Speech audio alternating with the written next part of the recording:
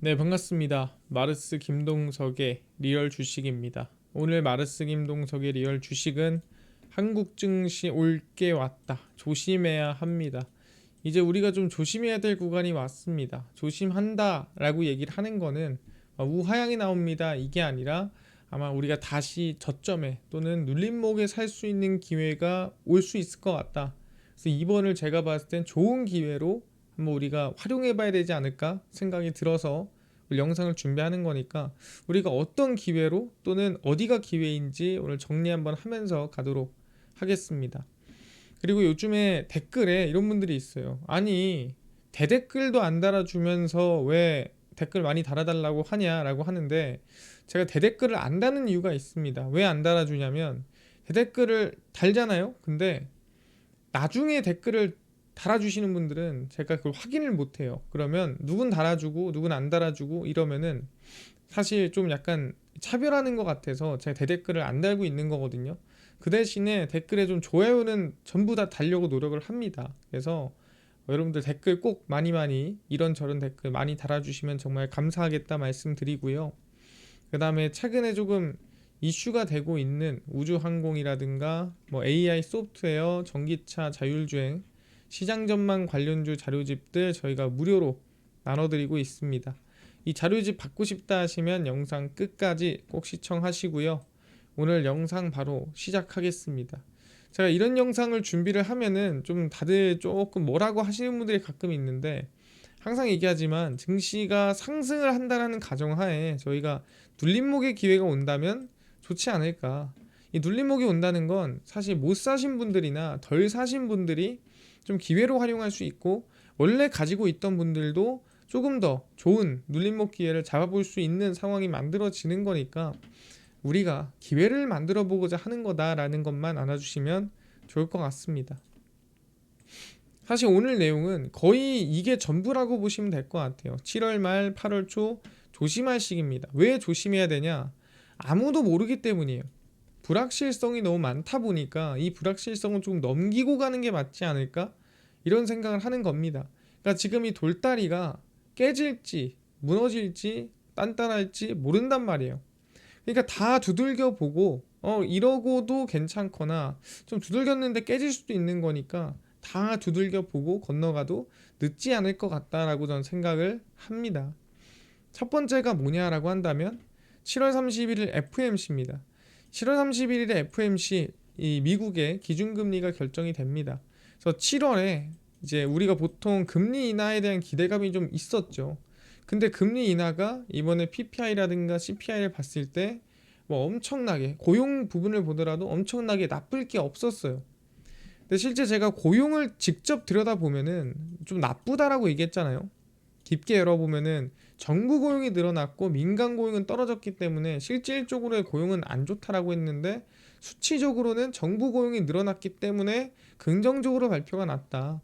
그래서 이 고용을 보면서 사실 금리 인하를 할 이유가 없어졌다라고 얘기를 했고, 그래서 7월 금리 인하 가능성이 거의 제로로 떨어지게 됐습니다.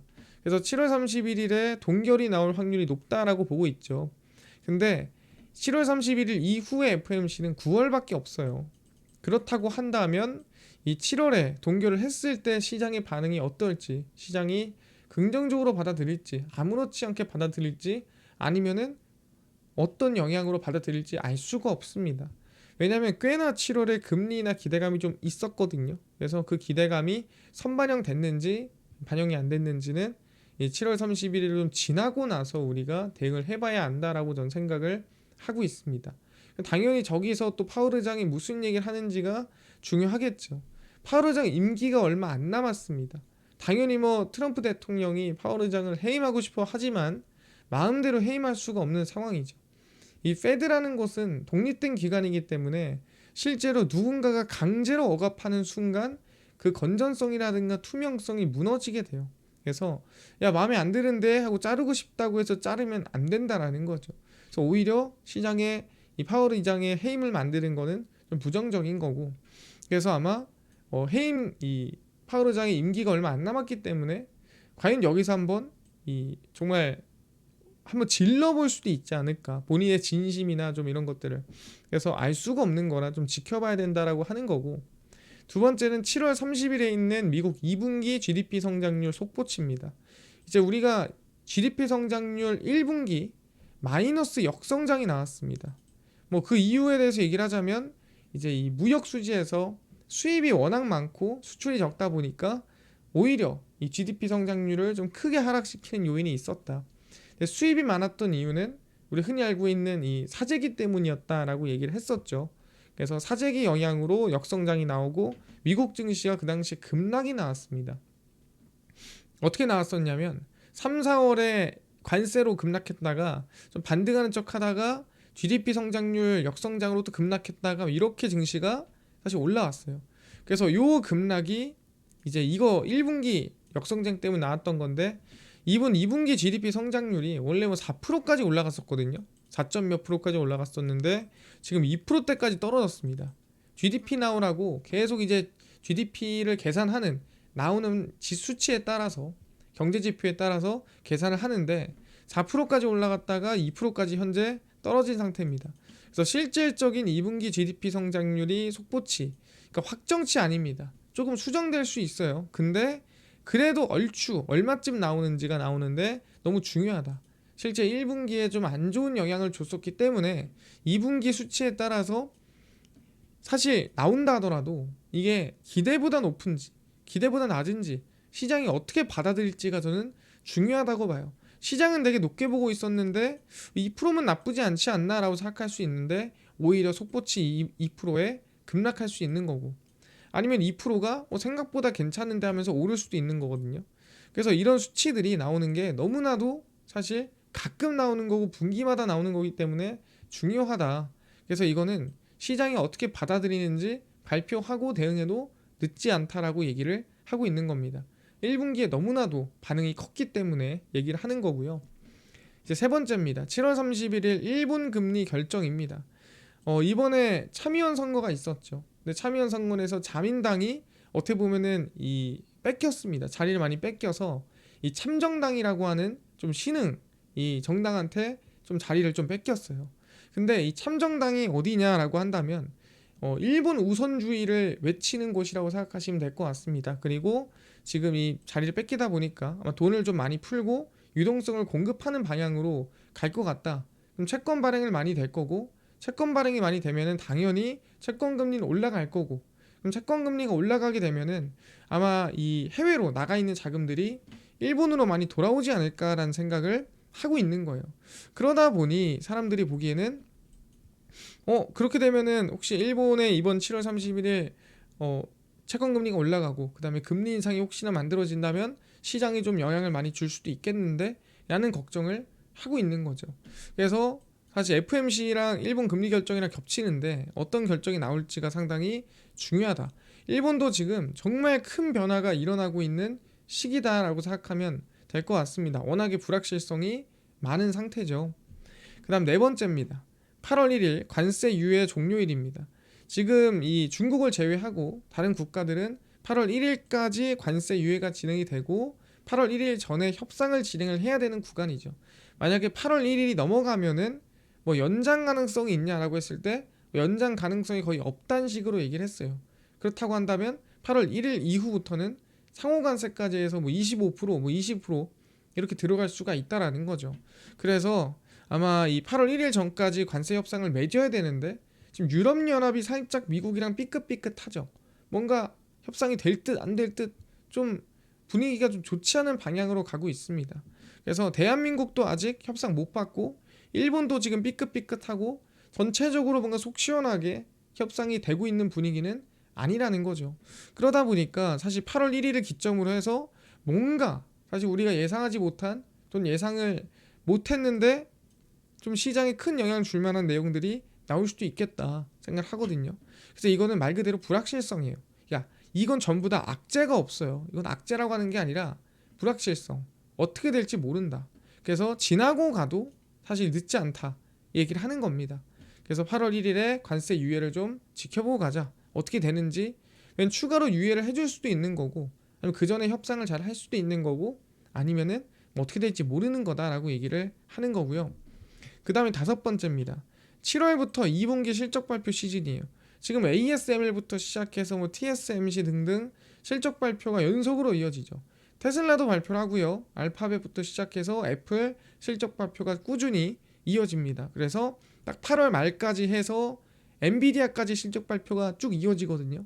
그래서 2분기 실적 발표 시즌에 우리가 1분기 생각해보면 알 겁니다. 지금 2분기에 대한 전망이 꽤나 예상치가 낮아요. 되게 낮다는 건 뭐냐면 기대보다 예상치보다 높게 나왔어요 라고 한들 예상치가 너무 낮기 때문에 예상치보다 높게 나온 게 대단히 긍정적인 건 아니라는 거예요. 그래서 최근에 예상치보다 높게 나왔음에도 하락하거나 급락하는 모습을 보여줬죠. 그래서 이번 실적 발표 시즌이 너무 중요하다. 여기에 추가로 들어가는 건 국내 증시도 마찬가지예요.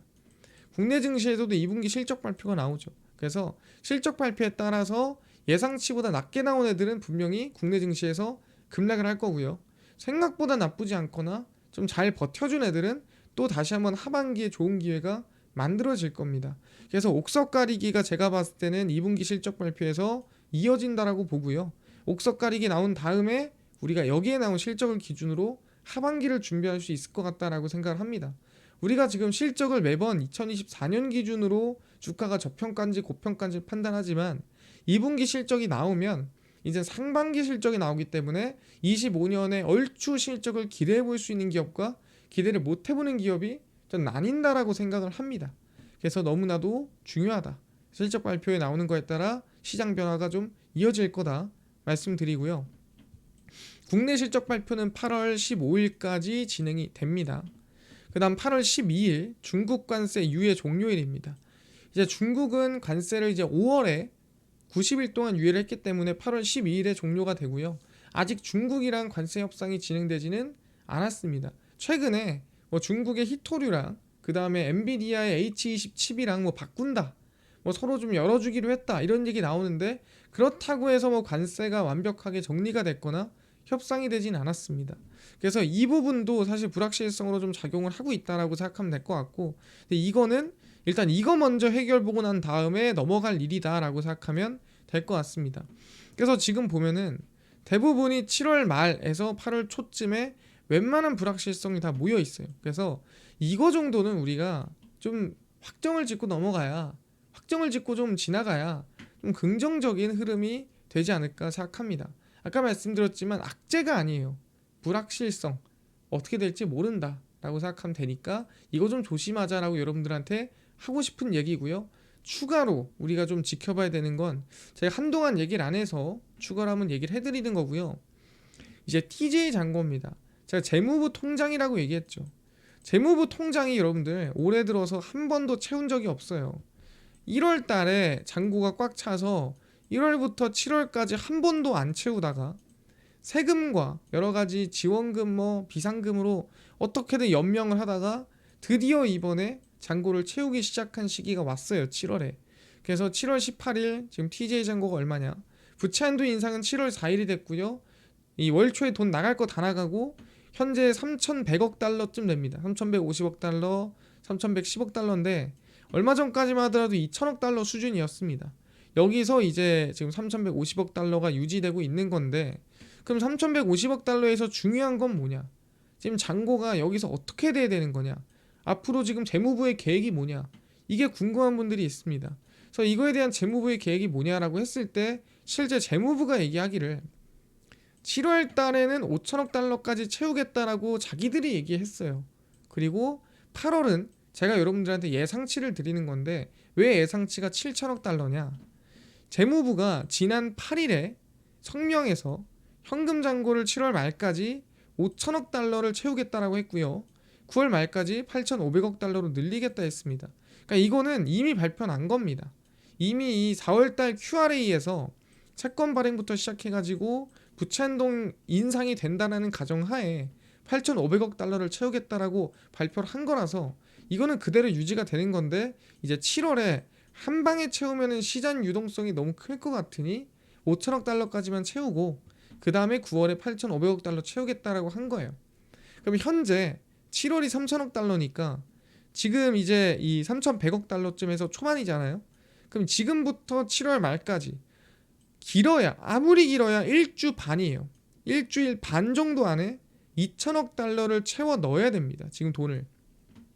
그럼 당연히 뭐예요? 유동성이 시장에서 줄어들 가능성이 높다라고 여러분들은 감안해야 되고요. 물론 당연히 한 방에 8,500억 달러 넣는 것까지 아니기 때문에 충분히 좀 여유를 가질 수 있다라고 생각하지만 그래도 2천억 달러가 작은 돈이 아닙니다. 그럼 7월 말까지 채워 넣었어. 그럼 8월에는 이제 9월에 법인세 기간입니다. 그러니까 이때 세금을 내요, 법인들이. 그러면 일반적으로 작년이나 재작년 최근 이 법인세 기간에 세금이 얼마나 들어왔냐 확인해 보니까 1,000억 달러에서 많이 들어와야 뭐 1,300억 달러 뭐 이쯤 되는 것 같아요. 근데 이제 조금 긍정적으로 잡아서 뭐 1,500억 달러의 세금이 들어온다라고 생각하고 그러면은 잔고를 얼마까지 채워놔야 되냐? 자동으로 채워지는 돈이 1,500억 달러니까 한 8월까지는 7천억 달러를 채워 넣어야 돼요.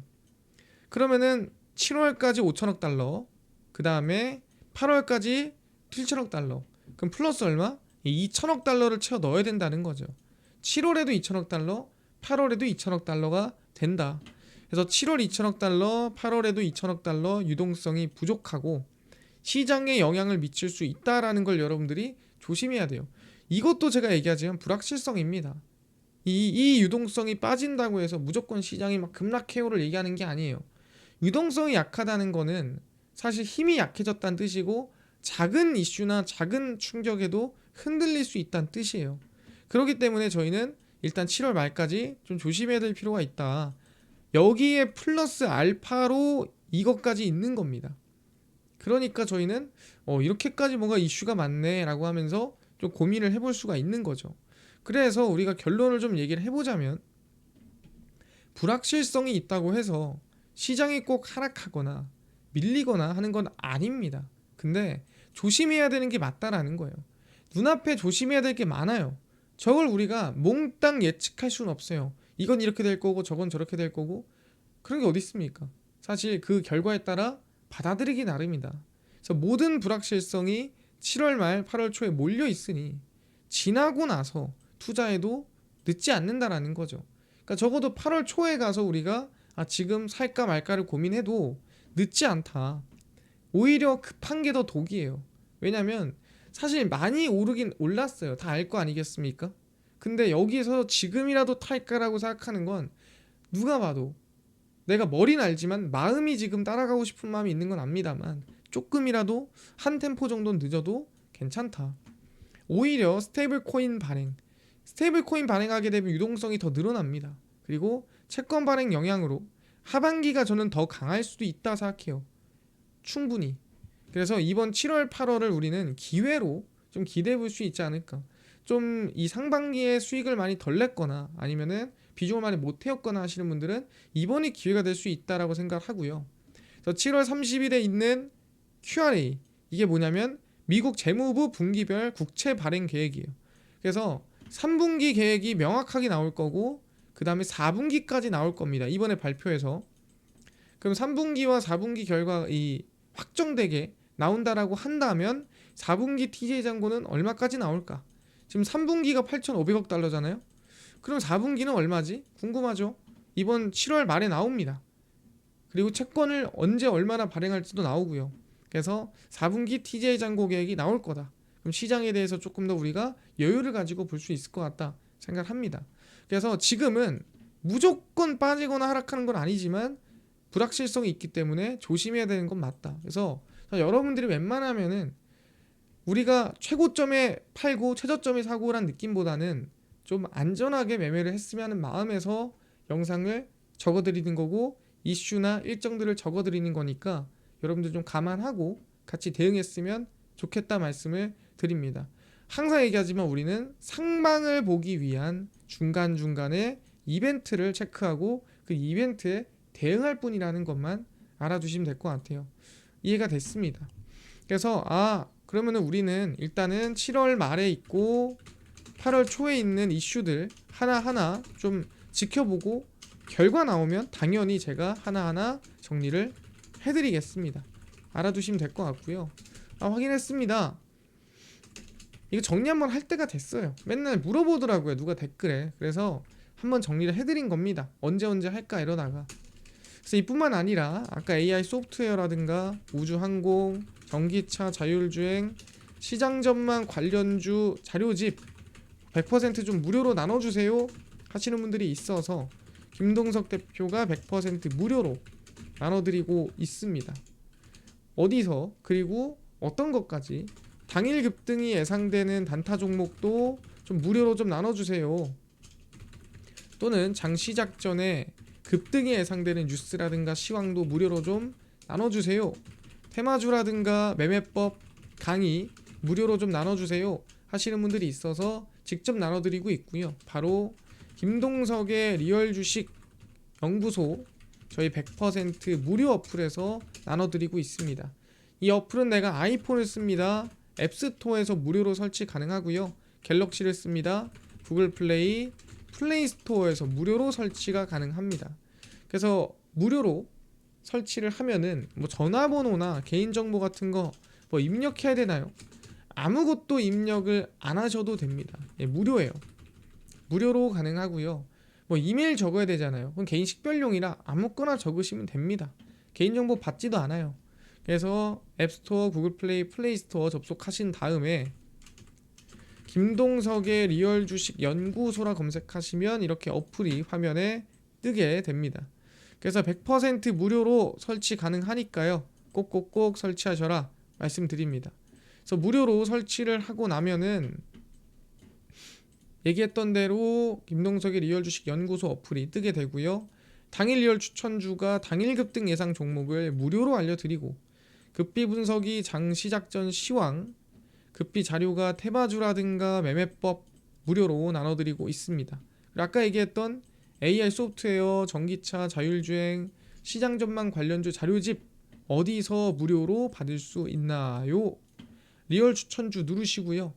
들어가시면은 저기 트럼프 정책 독점수의 리포트에서 무료로 올려놨습니다. 그래서 이거 누르고 들어가시면은 저희 맨 밑에 테슬라 전기차 자율주행, AI 반도체, 로봇 자율주행, AI 소프트웨어 우주항공 저희가 100% 무료로 나눠드리고 있습니다. 예, 밑저의 본전이니까요. 꼭꼭꼭 받아가시고요. 뿐만 아니라 저희가 이제 좀 이 소통을 하고 싶다, 카카오톡방에 입장하고 싶다 하시는 분들이 많아서 저희가 모집을 하고 있습니다. 혹시 궁금하다 하시면 여기 있는 글 한번 읽어보시면 좋을 것 같고요. 그럼 7월 20일, 21일, 18일, 17일, 16일 추천주도 매일매일 무료로 나눠드리고 있으니까 꼭 확인해 보시고요. 급비 분석은 장 시작 전 시황입니다. 해외 증시, 국내 이슈 저희가 장 전에 전부 무료로 정리해드리고요. 급비 자료는 당일 있었던 이슈나 관련주 장마감하고 매일매일 무료로 정리를 해드립니다.